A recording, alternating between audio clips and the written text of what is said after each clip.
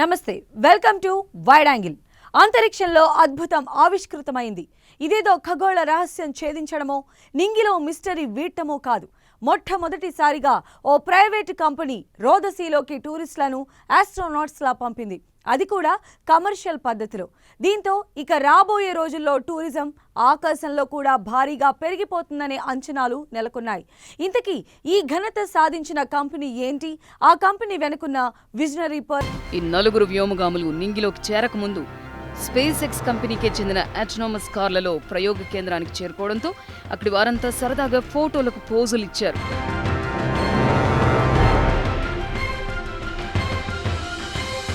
దాదాపు 3 గంటల పాటు జరిగిన ఈ ఎపిసోడ్ని వేలాది మంది ఉత్కంఠతో వీక్షించారు. ఫ్లోరిడాలోని కెనడీ అంతరిక్ష కేంద్రం నుంచి డ్రాగన్ రెస్లెన్స్ ఆదివారం రాత్రి 7:27 నింగిలోకి దూసుకెళ్లింది. ఇప్పటిదాకా ఇలాంటి స్పేస్ రైడ్ల కోసం అమెరికా సహా ఏ దేశమైనా రష్యా పైన ఆధారపడేది. దీంతో అలా కూడా ఈ first commercial space travel ship record create చేసింది.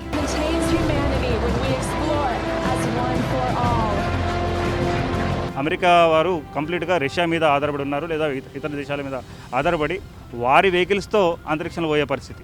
అట్లాంటి పరిస్థితుల్లో అమెరికన్ గవర్నమెంట్ ఏం చేసింది అంటే ఖచ్చితంగా ఈ యొక్క ప్రైవేట్ సంస్థలను ఎంకరేజ్ చేయాలనే ఆలోచన చేయడంతో వారు ఇలా స్పేస్ ఎక్స్కి అవకాశం వచ్చింది. అంటే స్పేస్ ఎక్స్ ఇంకా బోయింగ్ కంపెనీ కలిపి సుమారుగా $7 బిలియన్ కాంట్రాక్ట్స్ వారికి ఇవ్వడం జరిగింది. అండ్ ఆ ఒక ప్రయత్నం ద్వారానే ఈరోజు మొట్టమొదటి ఆపరేషనల్ మిషన్ ఈరోజు జరిగింది. అంటే గతంలో మేలో ఒక ఇద్దరు వ్యోమగాములతో ఉన్న ఒక మిషన్ వారు చేశారు, ఇంటర్నేషనల్ స్టేషన్కి వెళ్ళారు. కాకపోతే అది డెమాన్స్ట్రేషన్ మాత్రమే. ఇది మాత్రం ఈ నలుగురు వ్యోమగాములతో ఉన్న ఈ యొక్క మిషన్ మాత్రం ఈరోజు ఇది ఖచ్చితంగా చాలా ఫ్యూచరిస్ట్గా ఉంటుంది. అయితే ఈ యొక్క వ్యోమగాములు ఈరోజు 16 నవంబర్కి వారు బయలుదేరితే మళ్ళీ ఈ యొక్క వెహికల్ మనకి జూన్ 2021లో మళ్ళీ రిటర్న్ అవుతుంది. నిజానికి డ్రాగన్ రెస్లెస్ ప్రయోగం స్పేస్ ఎక్స్ గతంలోనూ చేసింది. మరి దేనికింత ప్రాధాన్యత అంటే ఇక డబ్బుంటే చాలు, ఎవరైనా స్పేస్ టికెట్ కొనుక్కొని అలా రోదసీలోకి చక్కర్లు కొట్టిరావచ్చు.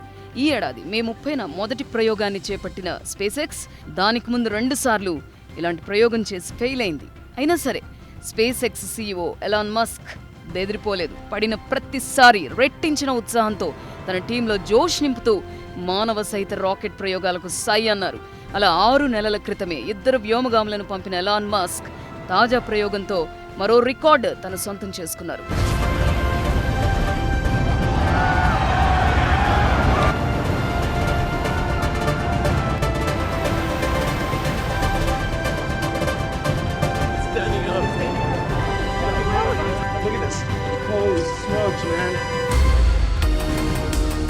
అంతులేని అద్భుతాలకు, అంతే తెలియని ఖగోళ వింతలకు ఆలవాలం అంతరిక్షం. మనిషి పుట్టినప్పటి నుంచి అంతరిక్షంపై అన్వేషణ సాగిస్తూనే ఉన్నారు. ఈ క్రమంలో ఒక్కో దేశం ఒక్కో చరిత్ర లిఖించుకోగా ఓ ప్రైవేట్ సంస్థ కూడా ఇలా రోదసీపై ప్రయోగాలను సక్సెస్ చేయడమే విశేషం. సోమవారం ప్రయోగం కూడా మానవ జాతి చరిత్రలో కొత్త శకంగా ఎందుకు చెప్తున్నారంటే ఇది ఏ సైన్స్ ప్రయోగం కోసమో, అంతరిక్ష రహస్యాల అన్వేషణ కోసమో కాదు. కేవలం టూరిస్టుల్లా కొంతమందిని ఆకాశంలోకి తీసుకెళ్లడమే టార్గెట్. అంటే భూమిపై టూరిజాన్ని ఆకాశానికి బదిలీ చేయడమే. స్పేస్ స్టేషన్లో అడుగుపెట్టిన తర్వాత ఈ 4 ఆస్ట్రోనాట్స్ 6 నెలల పాటు ఉంటారు. స్పేస్ స్టేషన్లో ఇప్పటికే ఉన్న వ్యోమగాములు Kate Rubins, Sergei Ryzhikov, Sergei Kud స్క్వేర్కోవ్లతో జాయిన్ అవుతారు. వీరంతా అక్టోబర్ నెలలో సోయిజ్ MS-17 స్పేస్ క్రాఫ్ట్ ద్వారా స్పేస్ స్టేషన్కు చేరుకున్నారు. అక్టోబర్లో INSలో చేరుకున్న వీళ్లంతా ఫ్లోరిడా సముద్రంలో ల్యాండ్ అవుతారు.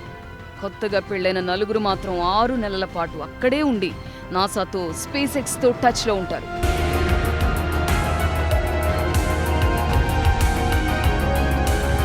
SpaceX Dragon on Dragon to ground. We are ready for the systems brief. Endeavour on behalf of the SpaceX and NASA teams, welcome back to planet Earth. ఇక ఈ ప్రయోగం సక్సెస్తో 2024 కల్లా చంద్రుడిపై మరోసారి మానవుడిని పంపాలని, ఆ తర్వాత అంగారకుడిపై కూడా మనిషిని పంపాలన్న లక్ష్యంతో నాసా ఉంది. చివరిసారిగా చంద్రుడిపై మనిషి 1972లో అడుగుపెట్టాడు. ప్రస్తుతం జరిగిన ప్రయోగం అంతరిక్షంలోకి టూరిజం డెవలప్ చేస్తుందనే ప్రాథమిక అంచనాలున్నాయి. రాబోయే రోజుల్లో అంతరిక్షంలో విహారం సాధ్యమేనా? 4 ఆస్ట్రోనాట్స్ని రోదసీలోకి పంపడంతోనే ఈ రేంజ్లో సంబరపడవచ్చా అంటే 1000 మైళ్ళ ప్రయాణమైనా కూడా ఒక చిన్న అడుగుతోనే ప్రారంభమవుతుంది. అలానే ఇప్పుడు స్పేస్ ఎక్స్ సంస్థ వేసిన బాటలో ఇతరులు కూడా నడిస్తే చాలా తొందరలోనే స్పేస్ టూరిజం భారీగా పెరిగిపోతుందంటున్నారు.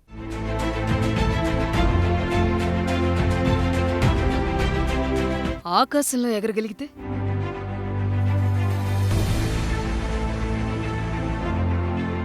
ఈ ఆలోచనే విమానం తయారీకి దారితీసింది.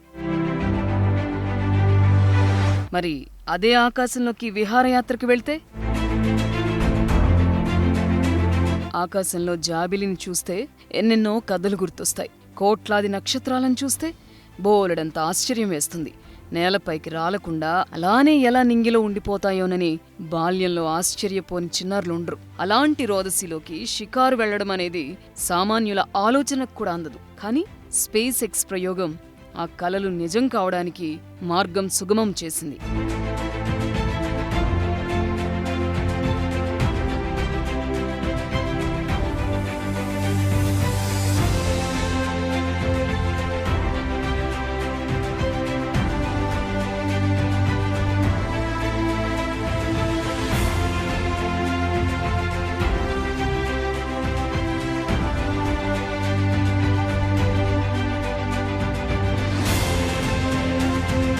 కమాండర్ మైఖేల్ హాప్కిన్స్ వయసు 51 ఏళ్లు. ఎయిర్ ఫోర్స్ కర్నల్ మాత్రమే కాదు, టెస్ట్ పైలట్ కూడా.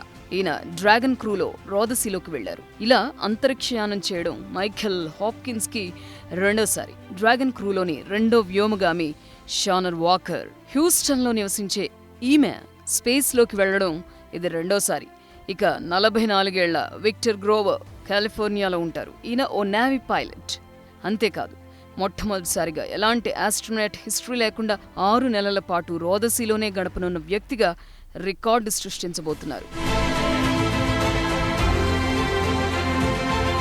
ఇక సోకీ నగౌచి అనే 55 ఏళ్ల ఆస్ట్రోనాట్ ఇంజనీర్. ఈ క్రూ మొత్తానికి super senior. Russia Suez, America space shuttle, space X dragon ఇలా 3 రకాల అంతరిక్ష నౌకల్లో ప్రయాణించిన వ్యోమగామిగా చరిత్ర సృష్టించాడు.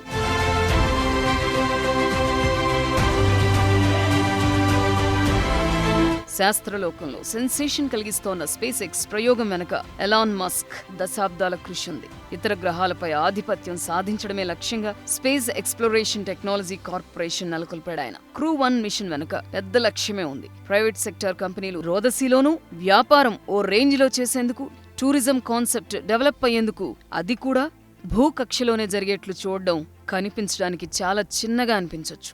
కానీ 2011లో అమెరికన్ స్పేస్ షటిల్కి వీడ్కోలు పలికిన తర్వాత నాసా స్పేస్ ఎక్స్, బోయింగ్ కంపెనీలకు $7 బిలియన్ మేర కాంట్రాక్ట్లు అప్పగించింది. స్పేస్ స్టేషన్కి కొత్త రవాణా వ్యవస్థలు ఏర్పాటు చేసేందుకు ఇంత కేటాయింపులు చేసింది నాసా. స్పేస్ ఎక్స్ మే నెలలో చేసిన ప్రయోగానికే 60,586 కోట్లు ఖర్చయినట్లు అంచనా.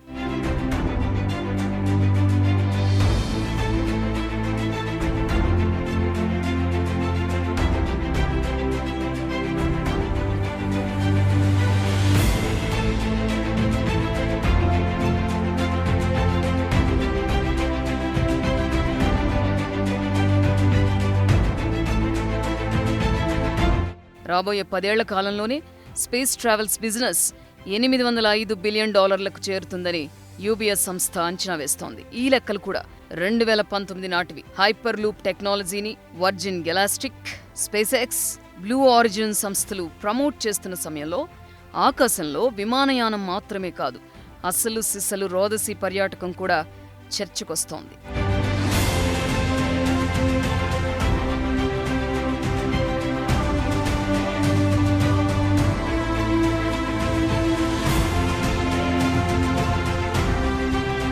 స్పేస్ ఎక్స్ సంస్థ డ్రాగన్ క్రూని పంపినట్లే వర్జిన్ గెలాక్టిక్ 2021 జనవరిలో VSS-2 యూనిటీ స్పేస్ షిప్ తొలి కమర్షియల్ టేక్ ఆఫ్ తీసుకోబోతోంది.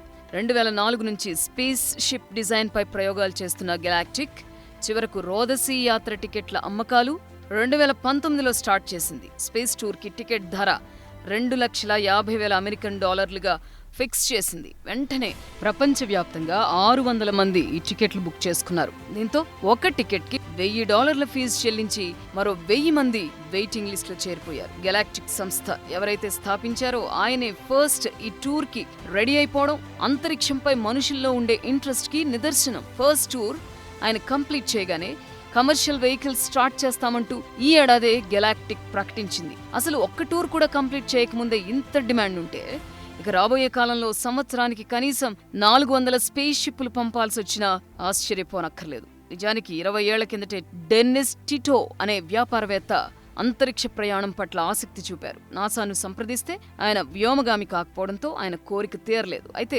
రష్యా 2001లో ఆయన అంతరిక్షంలోకి పంపింది. అయితే ఈ ప్రయత్నం అంతా దేశ ప్రభుత్వాల ఆధ్వర్యంలో జరిగింది. కానీ ఇప్పుడు స్పేస్ ఎక్స్ కానీ వర్జిన్ గెలాక్టిక్ కానీ ప్రైవేట్ సంస్థలు, పూర్తి కమర్షియల్ ట్రావెల్ వ్యాపారం చేయాలనుకునే సంస్థలు.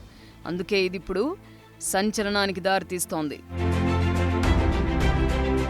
ఈ విజనరీ పర్సనే స్పేస్ ఎక్స్ వెనుక ఉన్న మాస్టర్ మైండ్. అంతరిక్షంలోకి దూసుకుపోవడమే కాదు, అసలు అక్కడే నివాసం ఉండాలంటారు ఆయన. ఎంత హైటెక్ విజన్ ఉండకపోతే ఏకంగా మార్స్ పైనే కాలనీలు కట్టాలంటారు. That is Elon Musk.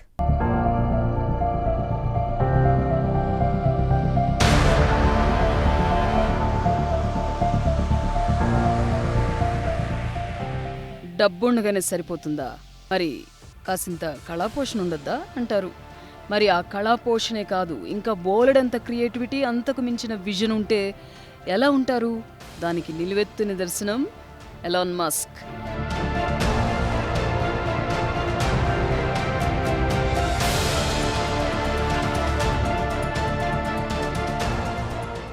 అసలు ఎలాన్ మస్క్ ఆలోచనలు చూస్తే ఈయన మామూలోడు కాదురా బాబు అనుకుంటారు ఎవరైనా. మండిపోయే మార్స్ గ్రహంపై నివాసం ఉండాలి, అది కూడా 2030 నాటికల్లా సాధ్యమవుతుందంటారు ఆయన. అది జరగవచ్చు, జరగకపోవచ్చు, కానీ ఓ మనిషికి ఓ కల ఉండాలి, దాన్ని నిజం చేసుకునే సామర్థ్యం ఉండాలి. ఇవన్నీ ఎలాన్ మస్క్కి మస్తుగా ఉన్నాయనుకోవచ్చు. ఆయనకున్న ఫ్యూచర్ ప్రాజెక్టులో ఇంటర్సిటీ రాకెట్ ట్రావెల్ ఒకటి. అంటే నగరాల మధ్య రాకెట్లతో జర్నీ చేయాలంటారు. అలానే ఇంటర్నెట్ త్రూ శాటిలైట్, ఎవరికి వారు శాటిలైట్లు కొనుక్కోవడం, వాటితోనే ఇంటర్నెట్ పొందడం. ఇంతేనా? ఇంకా చాలానే ఉన్నాయి. వాటిలో మార్స్ పై కాలనీల నిర్మాణం మరోటి.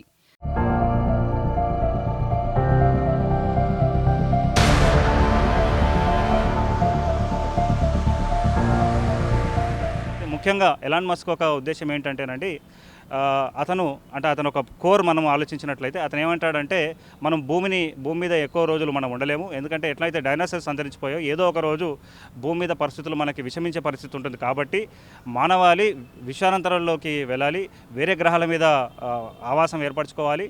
అలా ఏర్పరచుకోవడానికి చెప్తా ఉన్నారు. సో ఇప్పటికైతే వారు ఈ స్పేస్ ట్రాన్స్పోర్టేషన్ అనే దాంట్లో సక్సెస్ అయ్యారు. రానున్న రోజుల్లో వారు మార్స్ని కూడా కాలనైజ్ చేద్దాం అనుకుంటున్నారు.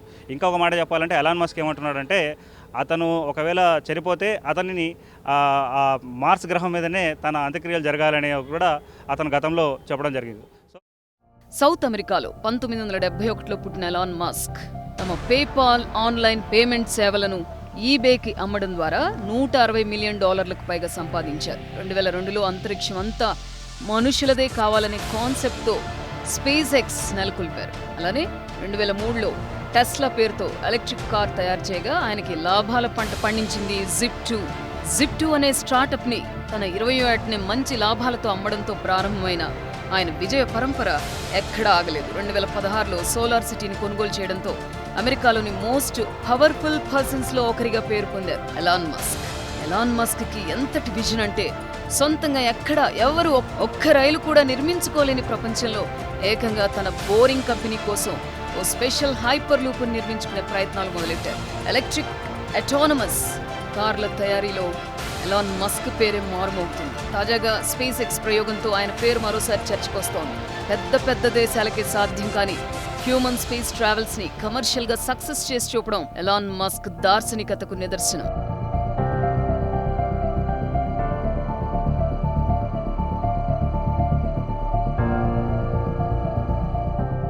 ఇప్పుడు ఒక ప్రశ్న మనకు అందరికీ వస్తుంటుంది, అసలు ఎలాన్ మస్క్ ఇదంతా ఎలా సాధించాడనే ఆలోచన అందరికీ వస్తుంటుందండి. అయితే ఎలాన్ మస్క్ ఎలా సాధించాడంటే, యాక్చువల్గా అతని యొక్క బాల్యమే మనము ఒకసారి చూడాల్సిన అవసరం ఉంటుంది. సో అతని బాల్యంలో ఏం జరిగిందంటే, అతను యాక్చువల్గా 1971లో అతను సౌత్ ఆఫ్రికాలో పుట్టాడు. వారి మదర్ ఒక కెనడియన్, ఫాదర్ ఏమో ఒక సౌత్ ఆఫ్రికన్ అనమాట. సో అతను చాలా చిన్న ఏజ్లోనే, అంటే 10 సంవత్సరాల ఏజ్లోనే సొంతంగా కోడింగ్ ఎలా చేయాలో నేర్చుకోవడమే కాకుండా ఒక బేస్డ్ ఒక వీడియో గేమ్ని తయారు చేసి, దాని పేరు బ్లాస్టర్ అని అంటారండి. ఆ ఒక వీడియో గేమ్ని, ఒక కోడ్ని అప్పుడే ఒక కంపెనీకి, ఒక మ్యాగజైన్ కంపెనీకి అమ్మడం జరిగిందనమాట. అంటే ఇక్కడ మనకి ఏమర్థమవుతుందంటే అతనికి ఎంటర్‌ప్రెన్యూర్‌షిప్ కానీ లేదా ఫ్యూచరిస్టిక్ ఆలోచించే ఆలోచనలు అనేవి చాలా చిన్న ఏజ్లోనే మొదలైందని.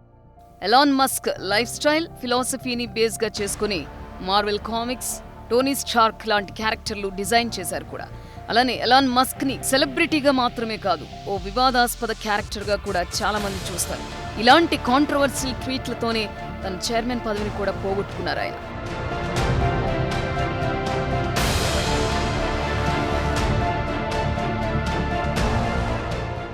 మరి మన దేశంలో ఎందుకు ఇలాంటి తరహా ప్రయోగాలు జరగవు? ఎందుకు స్పేస్ ఎక్స్ తరహా కంపెనీలు ముందుకు రావటం లేదు? ఎందుకంటే ఇప్పటిదాకా అంతరిక్ష ప్రయోగాల్లో ఇస్రోది మాత్రమే మోనోపాలి. అయితే కేంద్రం తాజాగా ఇన్ స్పేస్ పేరుతో రోదసి ప్రయోగాల్లో ప్రైవేట్ కంపెనీలకు ఆహ్వానం పలికింది. మరి దీంతో అంతరిక్షంలో మన దేశం నుంచి కూడా మార్పులు చూడవచ్చా?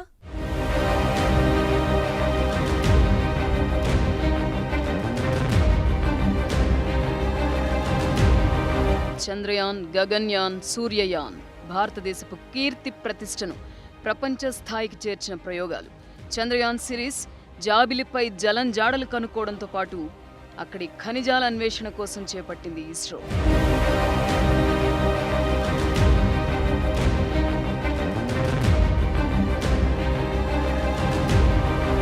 గగన్యాన్ రష్యా, చైనా, అమెరికా లాంటి దేశాలకే సాధ్యమైన మానవరహిత అంతరిక్ష యాత్రను 2021 నాటికి వినువీధి మార్గాన చేపట్టాలని భావించిన కరోనా కారణంగా బ్రేక్ పడింది. దాన్ని 2022కి పూర్తి చేయాలనే తాజా లక్ష్యం నిర్దేశించుకుంది ఇస్రో. అలానే సూర్యయాన్ కూడా మన అచంచల శక్తి సామర్థ్యాలకు, సవాళ్లను ఎదుర్కొంటూ ముందుకు సాగే తత్వానికి నిదర్శనం.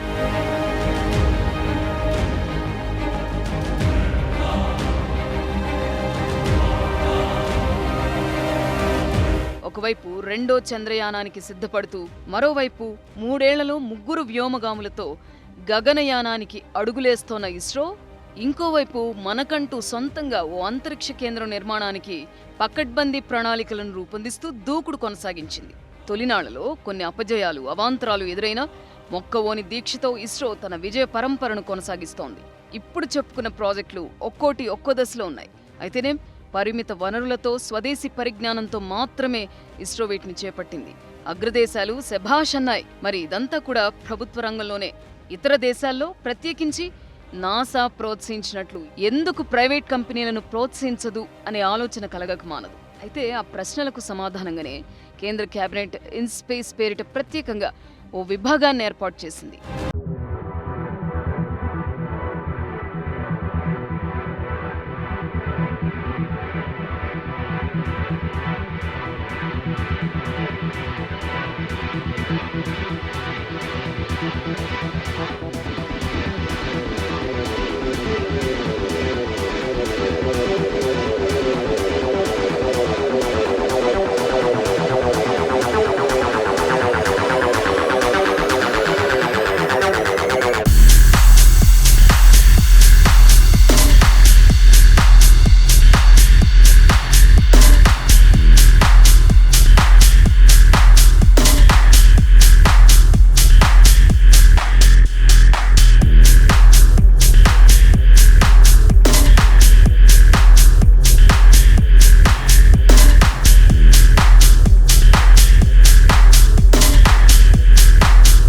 స్పేస్ రంగంలో కొత్త ప్రయోగాలకు ఇన్ స్పేస్ మార్గనిర్దేశం వహించనుండగా, ఇప్పటికే ఉన్న ఇస్రో సహా ఇతర సంస్థలకు ప్రైవేట్ కంపెనీల ఆగమనం కలిసొస్తుందని కేంద్రం అంచనా వేస్తోంది. ఇదే సమయంలో ఇస్రో మనుగడకు వచ్చిన ఇబ్బంది ఏం లేదని, ఇస్రో, ఇన్ స్పేస్ రెండూ కలిసి అంతరిక్షంలో ప్రయోగాలు నిర్వహిస్తాయని కేంద్రం క్లారిటీ ఇచ్చింది. అంతరిక్ష విభాగంలో ఇదో కొత్త మలుపుగా కేంద్రం చెబుతోంది.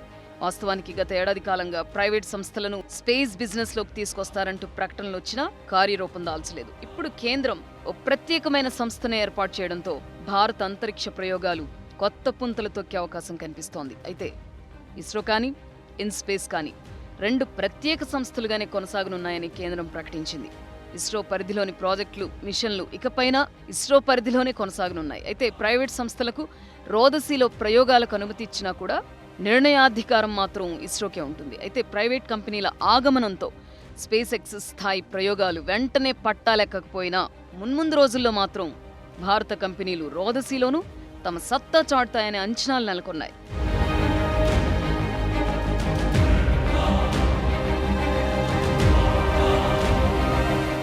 ఇదే ఇవాల్టి వైడ్ యాంగిల్. మరో అంశంతో మళ్ళీ కలుద్దాం. చూస్తూనే ఉండండి 10 టీవీ, జనం కోసం నిజం కోసం.